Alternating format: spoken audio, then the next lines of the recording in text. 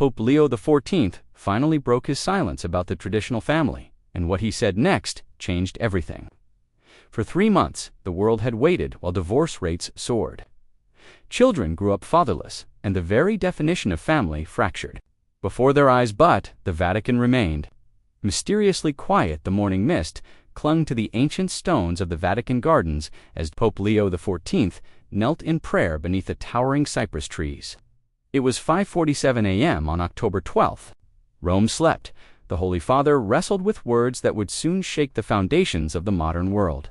His weathered hands gripped the wooden rosary his grandmother had given him 60 years ago, each bead worn smooth by decades of desperate prayers. Around the globe, newsrooms hummed with anxious energy. In New York, CNN producers refreshed their Vatican feeds every 30 seconds. In London, BBC correspondents speculated about the Pope's unusual silence on what many called the defining crisis of our age. Social media buzzed with hashtags demanding PayPal guidance, while families continued to splinter at record rates. But here, in this sacred garden where saints had walked and popes had wept, Leo XIV remained still, not from indecision, but from the weight of what he knew must be said. The statistics haunted him: 50% of marriages ending in divorce, children raised by single parents at unprecedented levels, the very word family redefined by cultural forces that seemed determined to tear apart what God had joined together. A gentle breeze stirred the olive branches above his head, and for a moment, the Pope felt the presence of his predecessors' holy men, who had faced their own impossible moments when silence was no longer an option. His secretary would arrive in 20 minutes with the morning briefings, and cameras would roll within hours. The world expected comfort, perhaps compromise, maybe even capitulation to the cultural tide instead. Pope Leo XIV rose from his knees with the quiet certainty of a man who had heard heaven whisper through the dawn. What he was about to say would comfort some, challenge many, and change everything. The silence was ending, but the storm was just beginning. In living rooms from Manila to Mexico City, millions of faithful would soon gather around their screens, unknowing that they were about to witness one of the most consequential papal addresses in modern history. The Holy Father walked slowly back toward the Apostolic Palace, carrying words that would either heal the world's deepest wound or split it further apart. The carved wooden doors of the papal private chapel closed with a whisper, "Sealing Pope." Leo XIV away from the world that desperately awaited his words. Here, beneath the ancient fresco of Christ washing the apostles' feet, the weight of his office pressed down like stone upon his shoulders.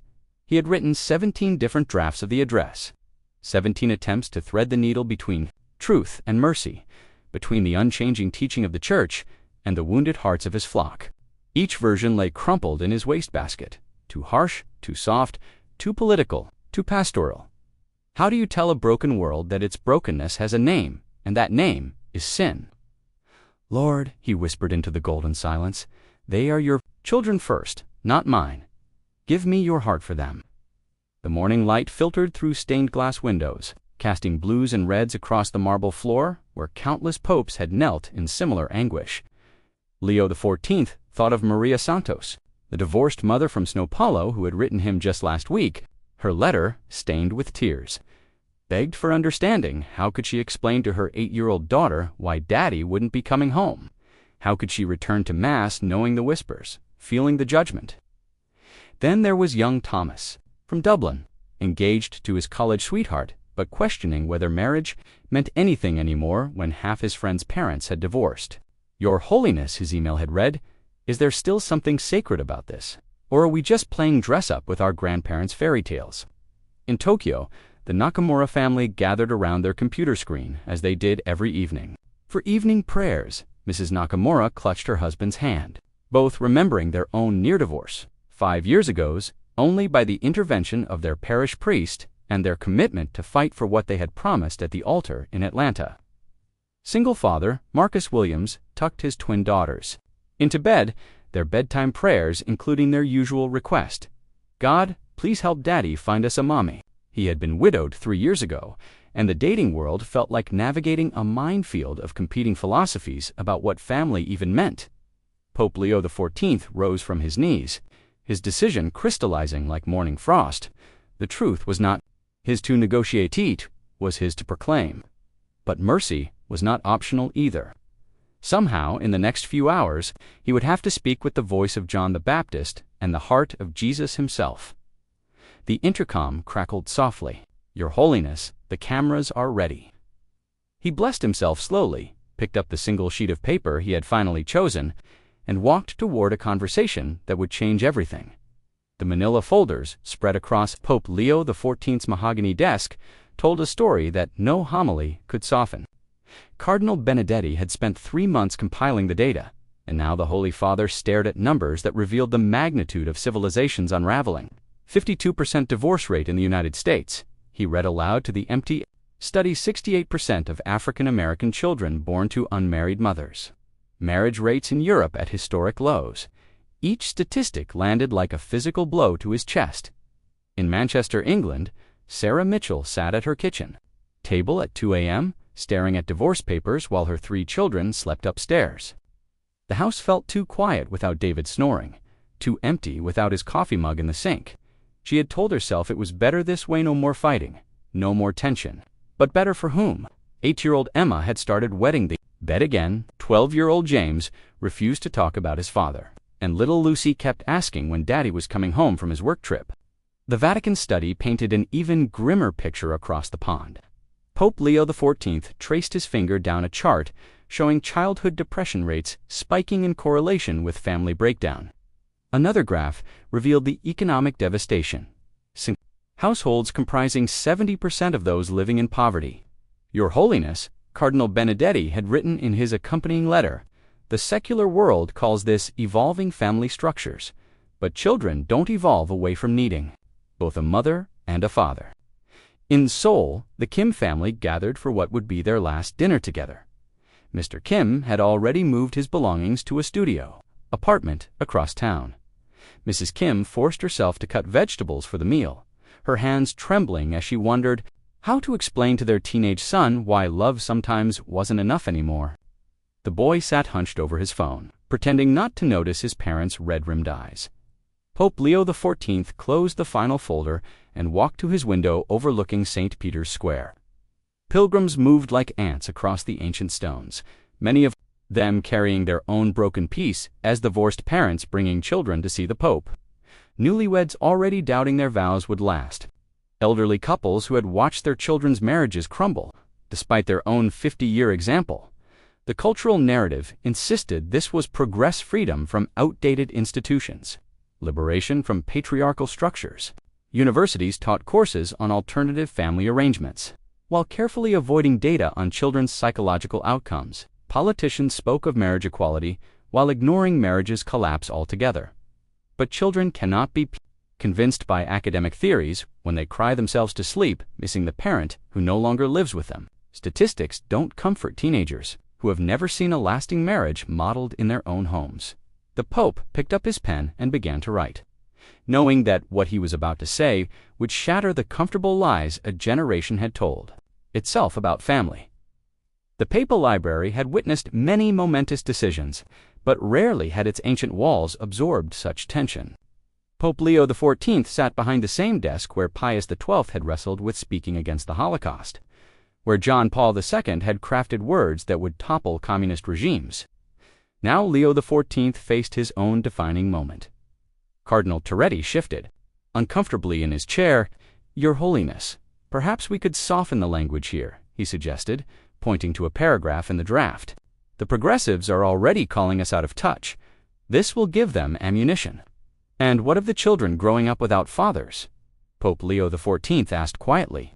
"Who speaks for them when we soften our words to please critics, Monsignor?" Bradley, the Vatican's communications director, cleared his throat. "The polls show 73% of Catholics under 40 support redefining family structures. We risk alienating an entire generation." The Pope set down his pen and looked at both men, good priests, faithful servants, genuinely concerned about the Church's future, but their fear was palpable, hanging in the air like incense after Mass. They wanted him to speak carefully, diplomatically, in measured tones that would offend no one and therefore reach no one. "When did we begin polling heaven before proclaiming truth?" he asked. The two clerics exchanged glances. Cardinal Toretti leaned forward. "Your Holiness, we're not suggesting you compromise doctrine. We're asking you to consider the pastoral implications." Pope Leo XIV stood and walked to the window overlooking the Sistine Chapel. Inside those walls, he had been chosen not to preserve comfort, but to shepherd souls. The statistics from Cardinal Benedetti's report flashed through his mind. Children of divorce, 3 times more likely to suffer depression. Single-parent households struggling in poverty.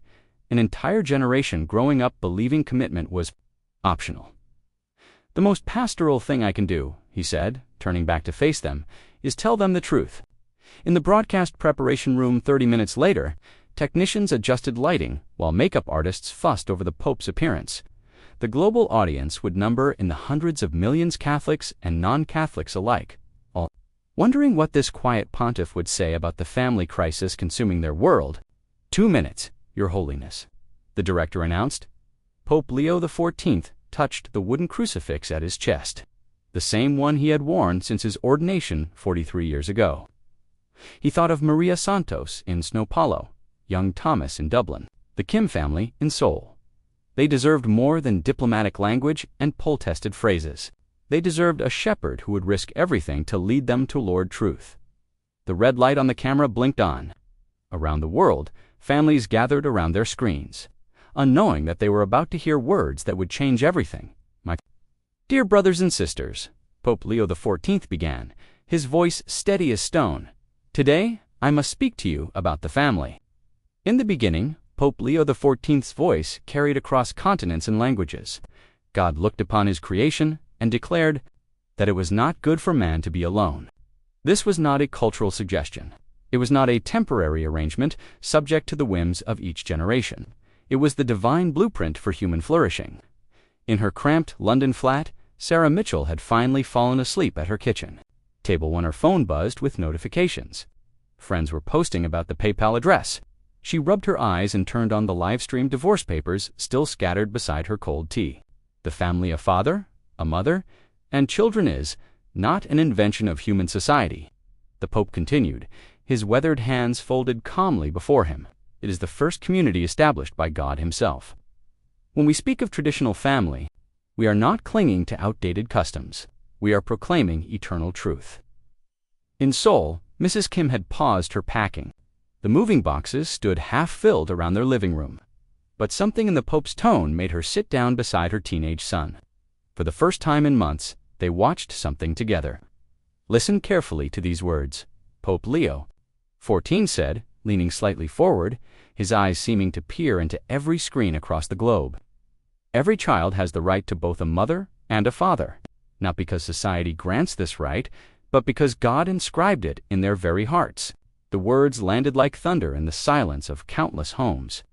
In Manila, a young couple planning their wedding next month held hands tighter. In São Paulo, Maria Santos felt tears she hadn't expected, remembering her own childhood with both. Parents before addiction tore their family apart. "We have told ourselves that love is enough." The Pope's voice grew firmer. "But love without commitment is sentiment. Love without sacrifice is selfishness. Love without permanence leaves children orphaned in their own homes." The camera captured the subtle shift in his expressions, still gentle, but now carrying the weight of absolute conviction. Marriage between one man and one woman, open to the gift of children, permanent and faithful, this is not one option among many. This is the sacred architecture of human society. In university dormitories across America, students gathered around laptops, some nodding, others arguing before the Pope had even finished speaking. The reaction was immediate and visceral. This was not the diplomatic language they had expected. 2. Those who say the family has evolved beyond this design. Pope Leo XIV paused, his silence more powerful than any shout. "I ask you to look into the eyes of the children. Ask them if they are happier with less. Ask them if they feel more secure with flexible arrangements." His voice softened, but his words remained unyielding. Truth is not cruel because it demands everything. Truth is merciful because it promises everything. And battle lines were being drawn across a world suddenly forced to choose sides. The explosion came within minutes.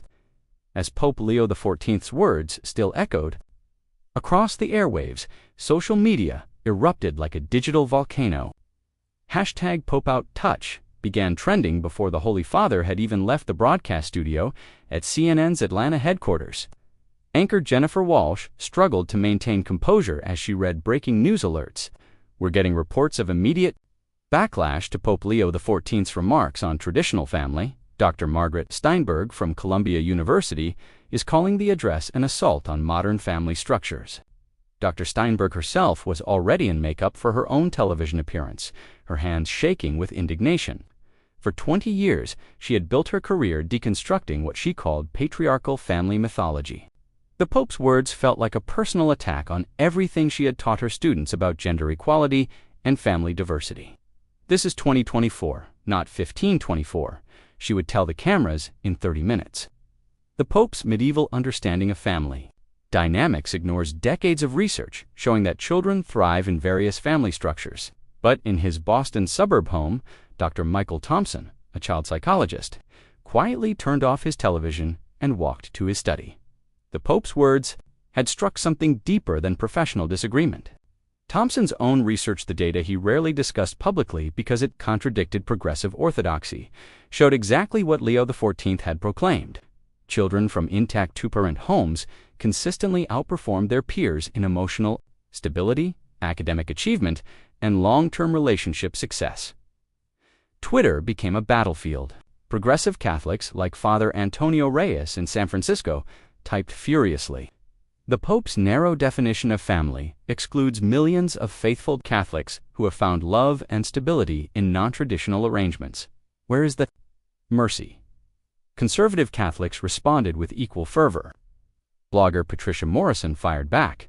Finally, a pope willing to speak truth instead of platitudes. Our children deserve reality, not feel-good fantasies. At Georgetown University, the theology department split instantly. Professor Alina Rodriguez canceled her afternoon classes. Too emotionally rattled to teach after hearing the PayPal address, "How can I face my students who come from divorced families and tell them their homes are somehow deficient?" she asked. A colleague, meanwhile, 3 floors up. Professor James Hartley felt something he hadn't experienced in years of academic life: relief. Someone with authority had finally said what the data had been whispering for decades. In Sarah Mitchell's London flat, she stared at her phone as notifications poured in. Her progressive friends were posting angry reactions, calling the Pope tone-deaf and cruel. But her daughter Emma had just asked why everyone was so upset about the nice man on TV who said families should stay together. The battle lines were drawn within 6 hours of the broadcast. Protests were being organized in major cities, while traditional Catholic groups planned rallies of support. The Pope had not merely given an address, he had lit a fuse that would burn through every corner of modern society. In his private study, Pope Leo XIV prayed quietly, knowing the storm had only just begun. Sarah Mitchell's hands trembled as she closed her laptop, the Pope's words still ringing in her ears. Around her kitchen table, the divorce papers seemed to mock every syllable Leo XIV had spoken about permanent, faithful marriage. Her 8-year-old daughter Emma tugged at her sleeve. "Mummy, why are you crying? Did the Pope say something mean?" How could she explain that the Holy Father hadn't been mean? He had been right. That somewhere beneath the anger and hurt of her failing marriage, she knew exactly what he meant about children needing both parents. David's betrayal had shattered her trust. But their children's innocent questions about when Daddy was coming home shattered something deeper. 3,000 miles away in Phoenix, Marcus Williams sat in his darkened living room after putting his twin daughters to bed. As a widower, he had initially bristled at the Pope's emphasis on mothers and fathers together. But Leo XIV's follow-up message, broadcast that same evening, had addressed families like his directly. To those who have lost a spouse to death, the Pope had said, his voice gentle as a confessional whisper, "You carry a cross that sanctifies. Your sacrifice in raising children alone is seen by heaven and honored. The divine design for family does not condemn you, it upholds the very love you continue to live." Marcus felt tears he hadn't allowed himself since Rebecca's funeral. The Pope understood. Somehow, this man in white robes, thousands of miles away, understood the weight of bedtime stories read with a breaking voice, of father-daughter dances, attended alone, of teaching his girls about their mother through photographs and prayers. In Seoul, Mrs. Kim had stopped packing altogether. She sat on their half-empty living room floor, her teenage son beside her for the first time in months. The PayPal address had named their exact situation. When marriages face crisis, the first victims are always the children.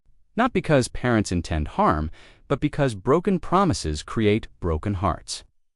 "Mom," her son said quietly, "maybe we could try counseling again before Dad moves out completely." Mrs. Kim looked at her boy almost, a man now, but still needing the security of an intact home. The Pope's words hadn't condemned her marriage's struggles. They had illuminated what was truly at stake. Back in London, Sarah found herself rereading the Pope's final paragraph, to those whose families have been wounded.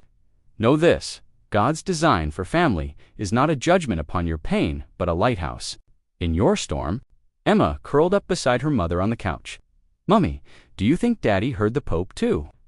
Sarah kissed her daughter's forehead, tasting salt from her own tears. Maybe truth wasn't the enemy of her broken family. Maybe it was the only thing that could put the pieces back together. Her phone buzzed. A text from David, "We need to talk." At Georgetown University, the campus coffee shop buzzed with heated conversation 3 days after Pope Leo XIV's address. Emma Rodriguez, not the professor, but a junior studying sociologist, across from her boyfriend Jake. Both their laptops displaying the viral PayPal video that had already been viewed 40 million times. "He's basically telling us our generation is doing everything wrong," Jake said, stirring his latte with more force than necessary. Around them, other students leaned into similar debates, voices rising above the espresso machine's hiss. But Emma found herself thinking about her grandparents, married 57 years, who still held hands during family dinners.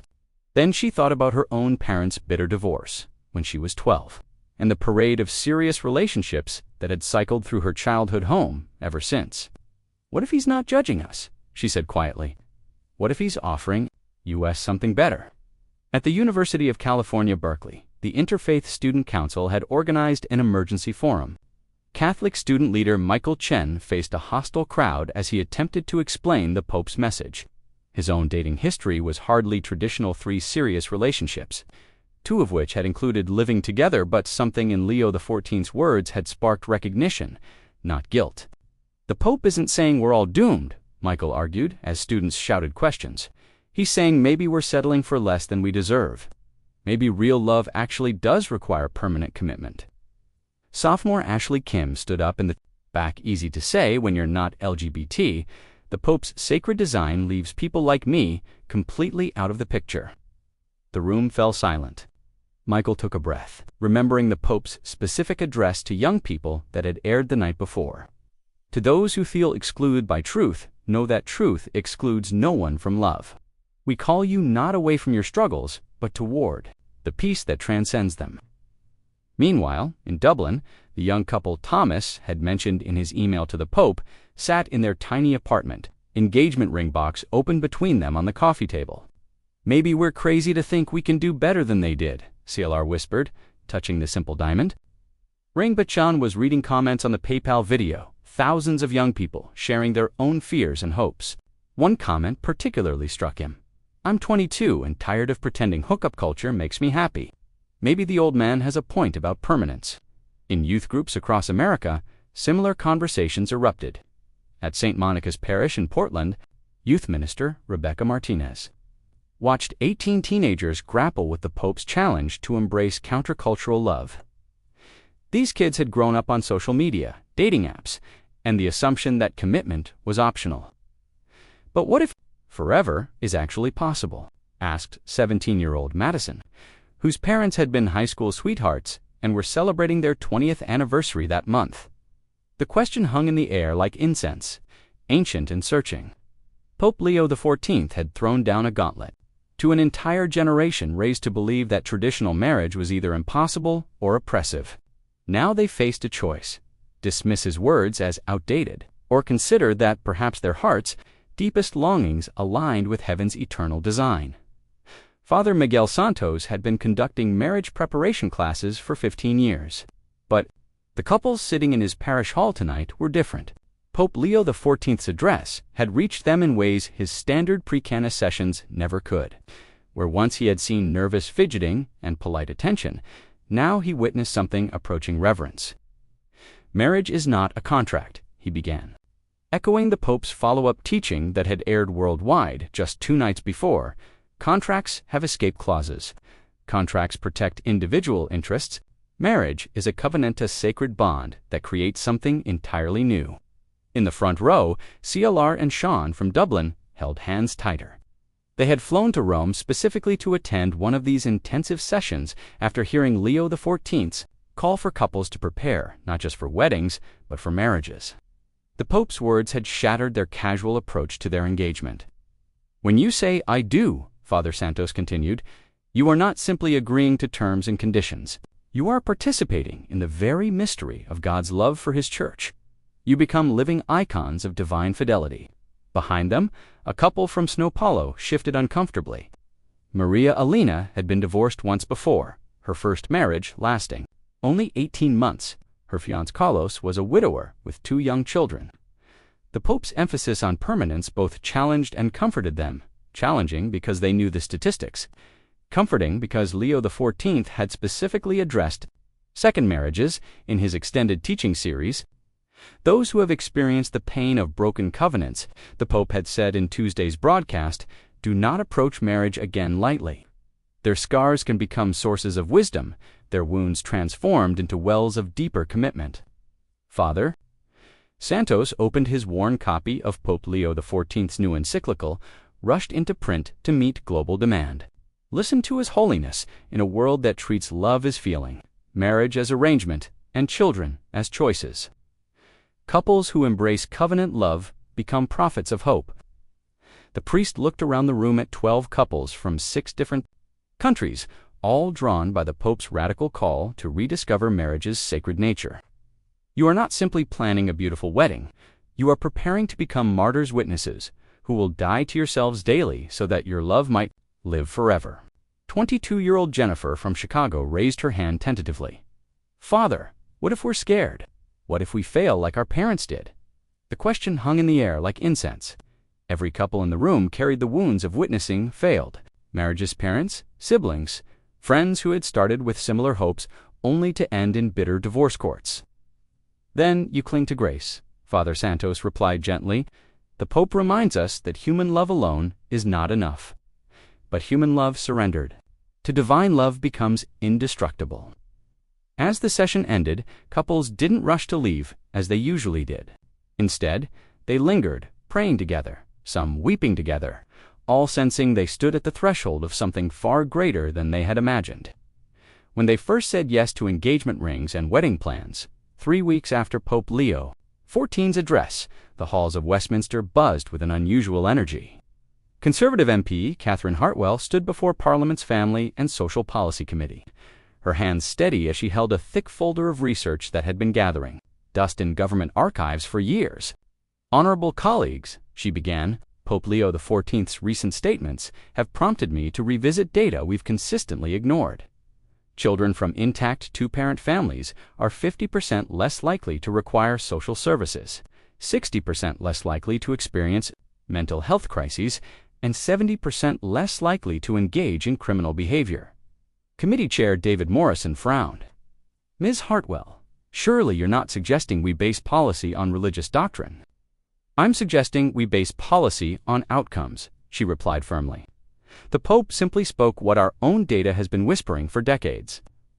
Across the Atlantic, family court judge Linda Chen sat in her Chicago chambers, staring at case files that had taken on new weight since hearing Leo XIV's words.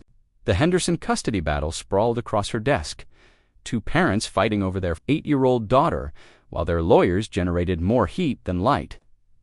For 15 years, Judge Chen had prioritized what's best for the child, but the Pope's address forced a harder question. Was anyone asking what children actually needed? She picked up her phone and called Dr. Michael Thompson, the Boston child psychologist whose quiet research had begun surfacing in academic circles. "Doctor, I need to understand something. In your studies, what do children from divorced families say they want most?" Thompson's voice was weary. "Judge, they don't want equality. They don't want fairness. They want their parents back together. They want their family whole." In social services offices across Europe, similar conversations were erupting. Maria Rodriguez, a caseworker in Madrid, found herself questioning protocols she had followed for a decade. The Pope's emphasis on family preservation rather than family redefinition was causing her to approach her cases differently. Before we place these children in separate homes, she told her supervisor, reviewing a case involving struggling parents, shouldn't we exhaust every possibility for keeping the family intact? Her supervisor, Ana Gutierrez, looked up from her paperwork. 3 days earlier, she had attended a conference where speakers dismissed Pope Leo XIV's outdated notions. But the children in her caseload didn't read sociology journals. They just wanted to go home, in Dublin, the same parliament building where divorce had been legalized in 1995. Now hosted debates about marriage preparation requirements. Senator Patrick O'Brien, father of 6 and grandfather of 12, rose to address his colleagues. The Holy Father has reminded us that when we make divorce easier, we make marriage weaker. Perhaps it's time to make marriage stronger instead. The ripple effects weren't limited to Catholic countries. In secular Sweden, psychologist Dr. Erik Lindquist quietly published research that had been suppressed for years' data, showing traditional family structures produced the most psychologically healthy children, regardless of cultural context. The Pope's words were becoming more than religious teaching. They were evolving into social science, informing policy discussions from family courts to legislative chambers. What had begun as a spiritual message was transforming into a political movement, challenging assumptions that had shaped Western society for 50 years in her London flat. Sarah Mitchell watched these developments on the news while her children played quietly nearby. David had called 3 more times since that first text, and they had scheduled marriage counseling for next week.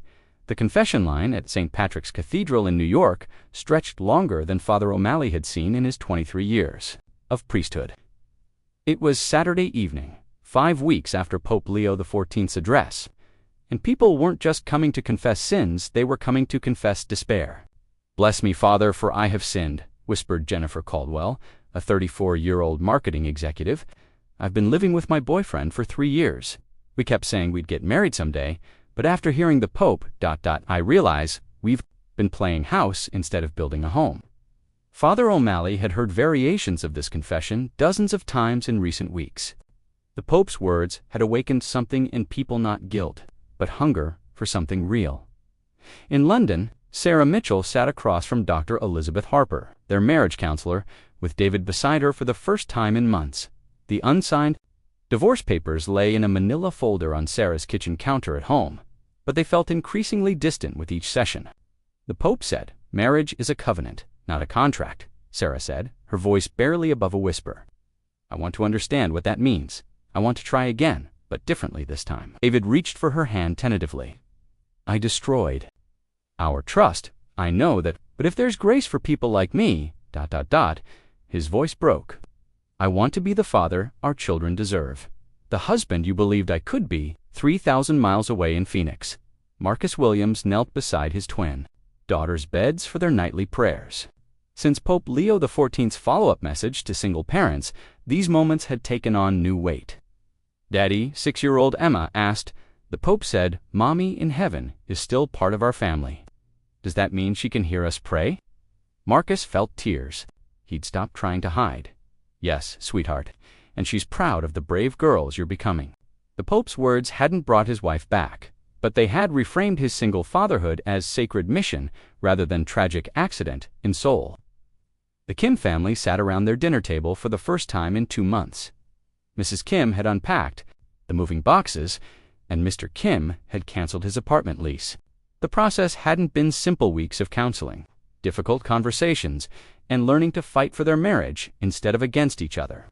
The Pope was right about one thing, Mrs. Kim told her teenage son as they cleared dishes together. "Some things are worth struggling for instead of walking away from." At Georgetown University, Emma Rodriguez had broken up with Jake not out of anger, but out of hope. "I want to date with purpose," she had told him. "I want to believe in forever again." She now attended a young adult group at the local parish, where other 20-somethings grappled with Pope Leo XIV's challenge to embrace countercultural love. The meetings were awkward, honest, and strangely liberating. Across the globe, similar quiet revolutions were unfolding. Not dramatic conversions, but daily choices to build rather than settle, to commit rather than keep options open. To believe that permanent love was still possible in a temporary world, the Pope's message hadn't just challenged minds, it had captured hearts ready for transformation. 6 months after Pope Leo XIV's historic address, the Vatican gardens looked exactly the same, but the world they overlooked had quietly transformed. The Holy Father walked the same cypress-lined path where he had wrestled with his words that October morning, now carrying letters that told stories he had dared to hope for, but hardly expected. Sarah Mitchell's Christmas card featured a family photo herself, David, and their 3 children standing together for the first time in over a year. "Your Holiness," her letter read, "we chose covenant over contract. It's hard work, but it's holy work. Thank you for reminding us that love is worth fighting." For, in Seoul, the Kim family had started a support group for couples in crisis, meeting weekly in their parish hall. Mrs. Kim had become something of a local celebrity, the woman who unpacked her divorce and chose to rebuild instead. 37 couples had joined their group, all wrestling with the Pope's radical proposition that marriages could be healed rather than discarded. Pope Leo XIV smiled as he read about Marcus Williams in Phoenix, who had recently remarried a widow from his parish whose husband had died in military service. Their wedding photo showed not just 2 adults finding love again, but 5 children gaining the intact family structure they had each lost to death. Sometimes, Marcus had written, "God writes straight with crooked lines." At Georgetown University, Emma Rodriguez was engaged to a young man she had met at a PayPal teaching study group. Their wedding was planned for next summer, but they were spending this year in intensive marriage preparation. Treating their engagement as sacred formation rather than party planning, "We want to get marriage right the first time," she had written. To the Pope, "Your words taught us that forever is still possible." Marriage preparation programs that once lasted 6 weeks now extended to 6 months, with waiting lists stretching into the following year. Divorce rates had begun dropping in Catholic communities for the first time in decades. Young adults were choosing dating with intention over hookup culture. Children were growing up seeing their parents choose each other daily rather than threatening. To leave, when conflicts arose, Pope Leo XIV folded the letters carefully and walked toward the Sistine Chapel. Tonight, he would pray for the families whose stories filled these pages, for the children who were sleeping peacefully because their parents had chosen to fight for their marriages, for the young people who were daring to believe in permanent love again. The message had been delivered, but the mission was eternal. In homes across the world, families were proving that truth didn't just challenge, it transformed. The legacy of his words would not be measured in immediate applause, but in generations of children who would grow up knowing that love, real love, stays.